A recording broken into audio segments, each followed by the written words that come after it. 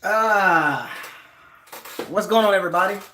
This your boy Isaiah, coming to you again from BucosLocker. How's everybody doing? Live and effect. BucosLocker in the building. Long time no see. Long time no see, man. Long time no see. Hope everybody doing good during this COVID-19. Hopefully everybody staying safe. I had to make another video, my last video of the series of BucosLocker Talk. I talked about a lot of stuff. You know what I'm saying? I still got to add my shooters. I didn't add my shooters yet, but I'm going to add them after this video. I've been doing other stuff. Been taking care of business and everything like that. So, yeah, you know. What y'all been up to, man? Let me give a couple shout outs, man. Like Malcolm, Grislow, Kent Jackson, man. What up, man? You know. We in the building, you know, but, you know, all my bandits in there. Malcolm, I see you, man. Jordan Home, Tampa Wave 813. Did you miss me? Did you miss me? But let's get to it. Shouts out to everybody in the chat room. Shouts out to all the bandits. You know what I'm saying? I've been laying low, taking care of business, learning stuff, staying on my purpose, you know what I'm saying? Working out and stuff like that, you know, all that stuff like that. So let's get down to business. I don't worry, I got the shooters. I mean, I got to add y'all to the moderator list. Don't worry, I got you. The first 10, I had multiple requests. The first 10, so, well, first 7 or 10 guys. So let's get to it. It's not going to be a long video. So this offseason has been one of the most intriguing, most interesting off seasons in the Bucs history. When the last game was over, for the last 5 years, Jameis Winston has been. Oh, you know what? You said my audio cutting off? Hold on, let me fix that real quick. I'm good. Oh, let me fix that. I gotta fix that. I'm gonna fix that. What up, Victor? You know what I'm saying? You said my audio was cutting out? Now we're gonna fix that. No, we're gonna fix the audio, man. We gotta fix the audio.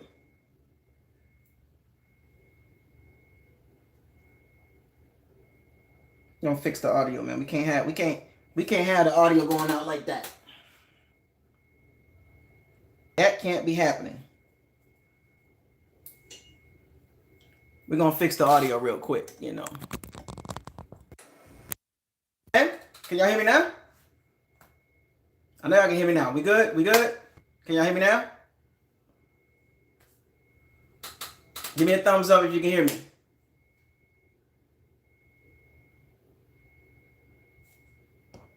All right, we good. All right, yeah. Got the audio back.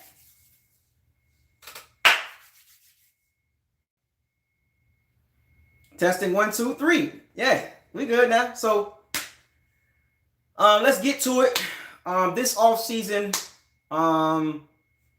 has been crazy. The last game of the season, you know, ended not well for us. Should have won that game, but it would have, could have. For the last 5 seasons, the Bucs quarterback has been Jameis Winston, who's now the backup. That's right, folks. The backup of the New Orleans Saints now. He's the backup over there now at our rivals. I live in New Orleans. I know what's going on. Jameis Winston is the backup quarterback. So I just want to put that out there because I know a lot of people talking about that. He's third string and all that. No, he's the backup quarterback, folks. I live in New Orleans. I know what's going on. I used to work at the stadium part-time. I used to work at the Superdome part-time, so I got connections there. He's the backup quarterback. Taysom Hill is not the backup quarterback. So I'm going to get that out there real quick because I live in New Orleans. So get that out your mind. But let's get to the Bucs stuff. Bruce had a press conference about the quarterback situation.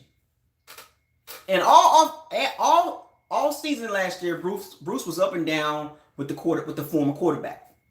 He liked some things about Winston. He didn't like some things about Winston. But when the season was over with, the media asked him a question. They said, hey,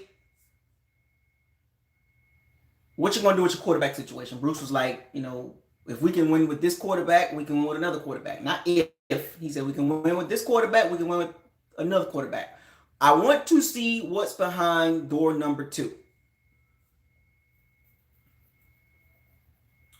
So once the offseason started, everybody was like, what are you talking about door number 2? And everybody, even in the Bucs fan base, was trying to figure out what's door number 2. Nobody knew. A lot of quarterbacks came available. And so when you think about the whole situation, it was Tom Brady the whole time. That was door number 2. Jason Light has a connection with Tom Brady back in the day that he was a part of the scout team that found Tom Brady. So fast forward 20 years later, they went after Tom Brady. They went all in to go get Tom Brady. Once it got out that Winston wasn't coming back, and I just thought that Bruce Arians sent a lot of mixed signals to Jameis Winston in his camp. If you're going to commit to a quarterback, commit to him. Don't play the game of, I don't know, we can win. Like, it probably should have, none of this would have been going on if they just would have cut ties. If they just would have cut ties with him and left it alone. But they kind of played the game. Some inside connects at the NFL Combine. Bruce was there talking crazy about the former quarterback. But Brady name came up. And Bruce has recreated what he did in Arizona. Now, remember in Arizona, he had a quarterback in Carson Palmer, was at the Bengals for a long time. He was the Raiders. Then he had to reinvent himself at an older age, but he was a lot younger than Tom Brady when he did this.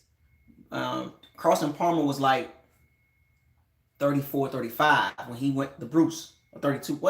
He was like in his mid-30s when he went to Bruce. Tom Brady is 42, going on 43, going to Bruce Arians. So this offseason, the Bucs offered him a 2-year deal, $60 million, $50 million guaranteed. $50 million. Now let that sink in, folks. Now that usually don't happen. Quarterbacks don't usually get those type of deals after a certain age, right? About 37, 38, 39. This is unprecedented for a quarterback to get that type of deal at his age. So Brady has broken some barriers. Now, will we see another quarterback get to 42 years old in the league? Probably not. Brady's an exception. So this marriage between the two, you got $50 million guaranteed. So you got $10 million in incentives, playoffs, and certain stats and stuff like that. Super Bowl, stuff like that. So Pro Bowl, MVP. So it can reach $60 million. This total deal can reach $60 million.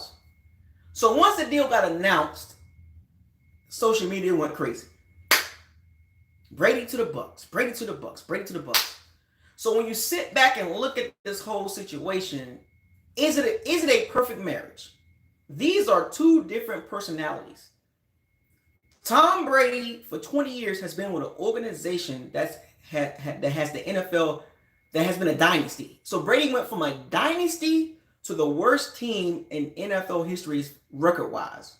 We do have a Super Bowl to our name, right? But this is the worst team record-wise in NFL history. So he went from a dynasty that was built by Belichick and Robert Kraft and them, because Belichick was the head coach and GM. And, they had a bunch of GMs, but Belichick was running the show.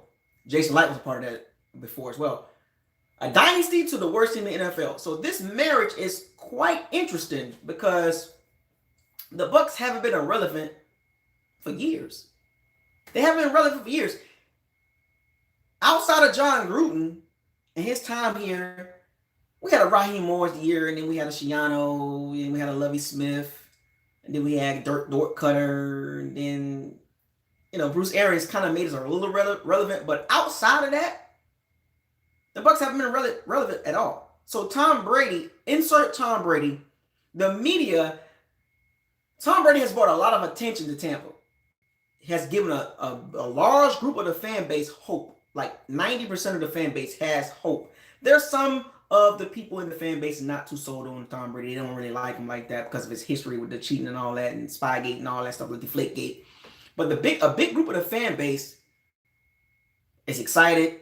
Tom Brady has brought himself and his brand with him. 199 Productions, Tampa Brady, Tom Terrific, whatever, all this other stuff. He's outside distractions, whatever you want to call it. He's brought all of that. He's brought media attention, media coverage, local media. Even though they still talk about Winston a lot for some strange reason, Winston is more talked about than Tom Brady for some strange reason by local media.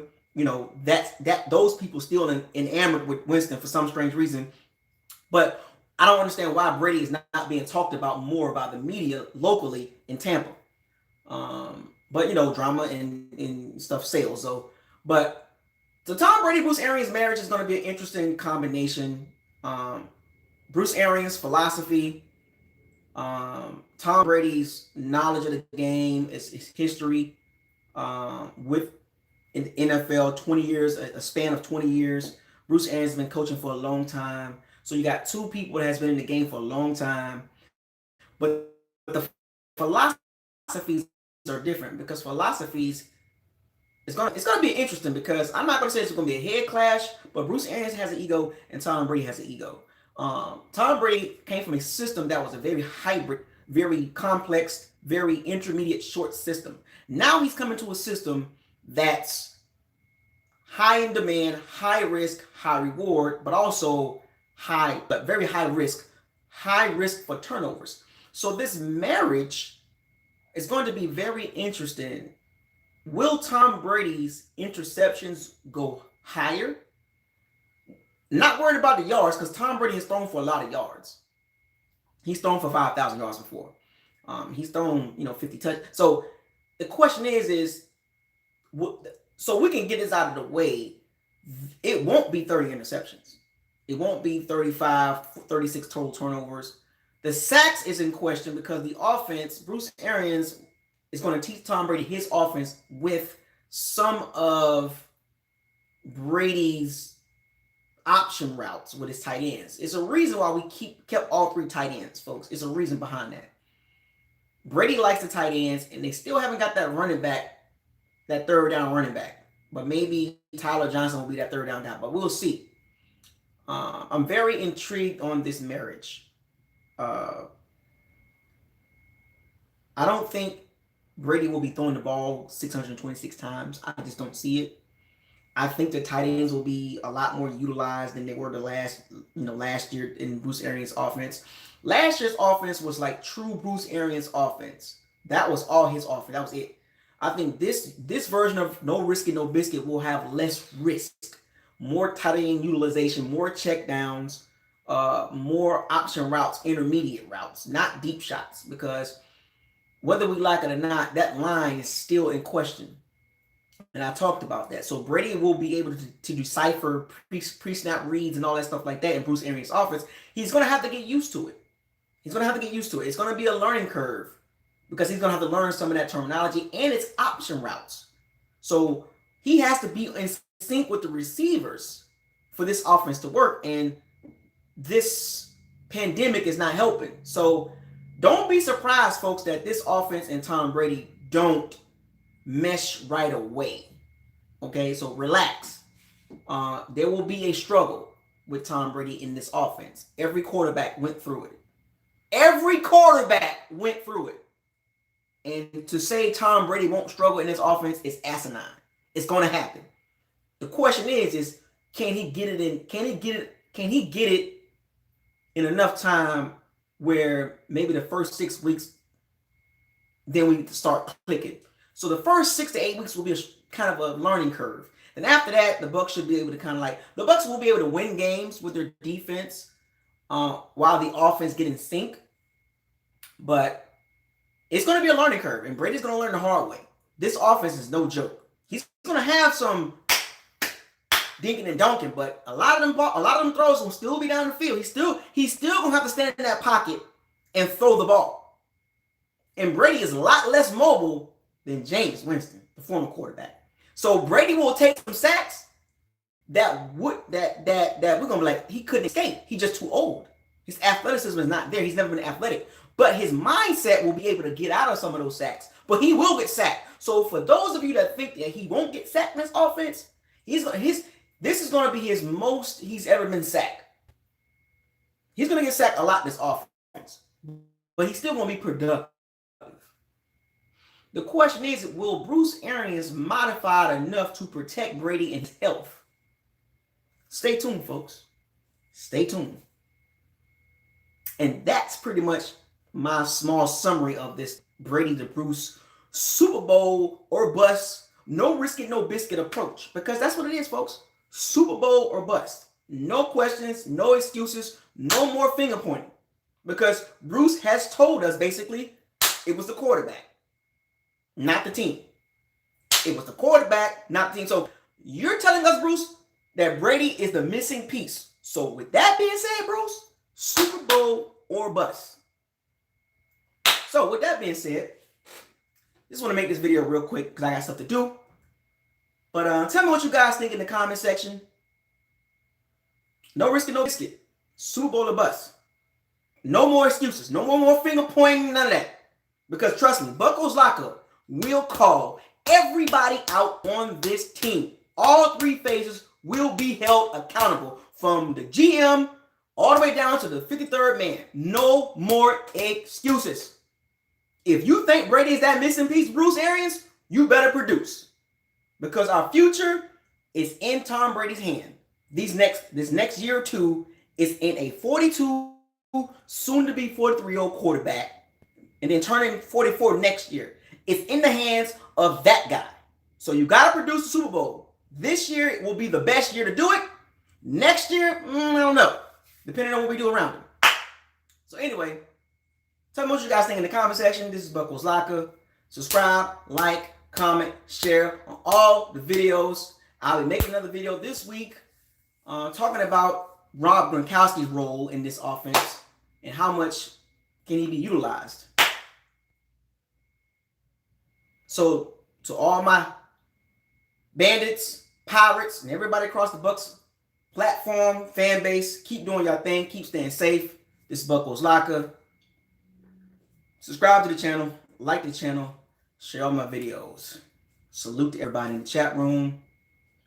Y'all be safe out there. Fire those cannons. Seize the day. Raise the flag. No risk.